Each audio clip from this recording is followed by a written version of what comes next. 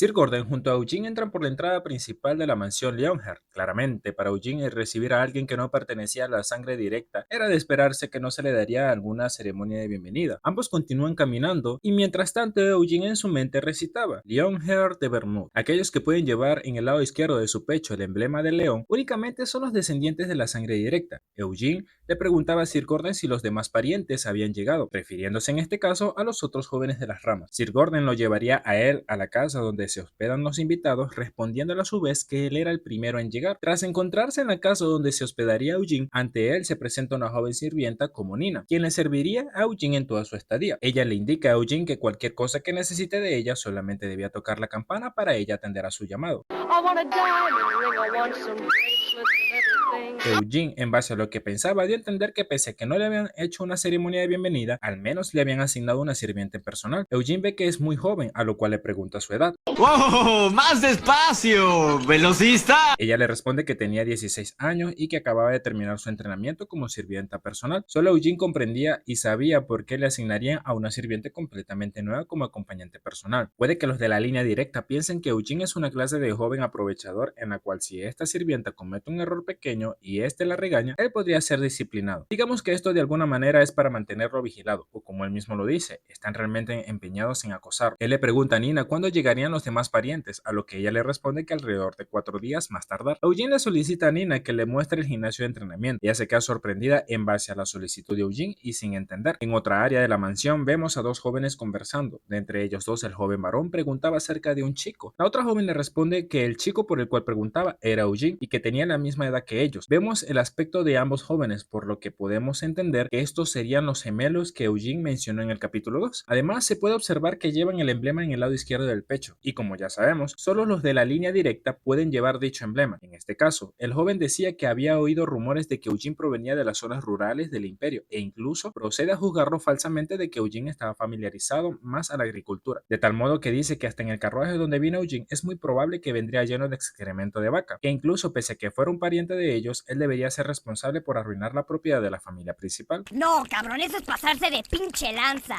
Aquí hago una pausa. De verdad que así como a mí, a ustedes también les caerá mal a este hijo de... Y su hermana de manera muy alegre lo apoya en que él tenía razón y debían castigarlo.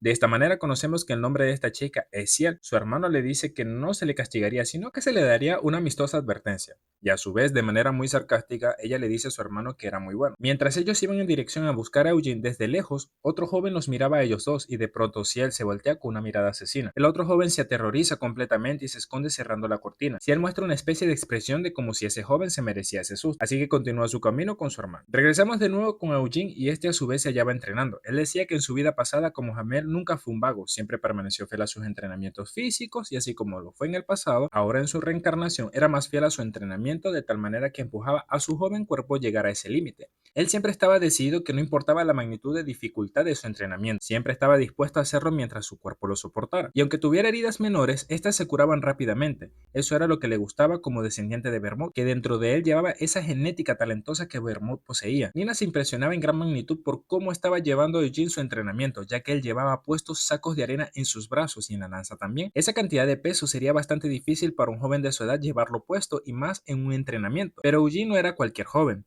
De pronto se escucha que alguien llega y la llama. Ella de inmediato reconoce la voz. Justo llegan los gemelos preguntando qué hacía Eugene en la zona de entrenamiento. Nina menciona a ambos menores, dándonos a conocer que el joven varón era Cian. De manera aterrorizada les pregunta qué estaban haciendo aquí en la zona de entrenamiento. Cian le responde que el único que hace las preguntas aquí era él, a lo que nuevamente le pregunta a Nina qué estaba haciendo Eugene. Por un momento Eugene para su entrenamiento y le responde a él con una pregunta, si es que no veía lo que estaba haciendo. Estaba entrenando con una lanza, a lo que luego se voltea y lo llama idiota. Cian de manera muy cizañera le dice a Cian que Eugene lo acaba de llamar idiota. Este se ofende y se irrita de inmediato, gritándole a Eugene que se disculpara de una vez. Eugene le responde tranquilamente y se disculpa de manera que Cian queda atónito y sin palabras, pero sigue de manera muy enojada gritándole a Eugene que esa disculpa no era sincera, que debía bajar la cabeza y ser más respetuoso. Eugene le responde que por qué debería hacer eso, si ambos poseían la misma edad, así que no tenía sentido de que se debían inclinar ante los demás. Maravillosa jugada. Eugene le propone que sean amigos, pero básicamente Cian lo rechaza diciéndole en forma de pregunta por qué sería amigo de alguien como Eugene, ya que pese a que lleven el mismo apellido no significa que sean iguales. Claro, esto se sobreentiende porque se refiere a los estatus familiares. Si él le menciona a Cian sobre el carruaje, a lo que él se acordó de lo que debía decirle a Eugene sobre lo del excremento. Manda a Eugene a que limpiara el carruaje que él usó de camino hacia la mansión, señalando que era seguro que lo había manchado con el olor a excremento de vaca.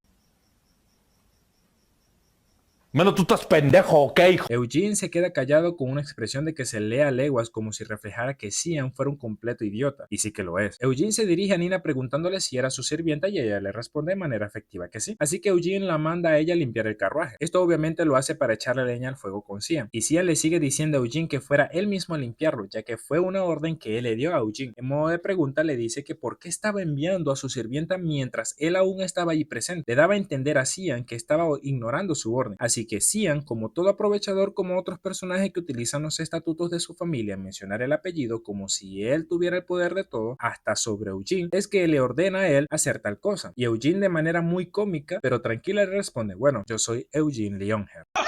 ¡Qué divertido es ese hijo de perra! Así que Eugene muy pacíficamente le pide que se lleven bien, de manera muy tierna si él también se presenta, pero Cian frunciendo el ceño le responde que no tiene intenciones de llevarse bien con él, y más aún, habiendo ignorado su orden. Por un momento se percata que tenía una espada de madera cerca, decide tomarla y básicamente intentará pelear con Eugene diciéndole que lo había humillado y de esta forma lo reta a un duelo. Y con esto hemos llegado al final de este capítulo. Recuerda, si deseas ver el video completo puedes encontrarlo en el canal de YouTube, así como las partes que corresponden a este capítulo las puedes hallar en mi perfil de TikTok, como a su vez de otras series. Como siempre, agradeciendo a Olympus Ska, nos vemos en una próxima. Adiós.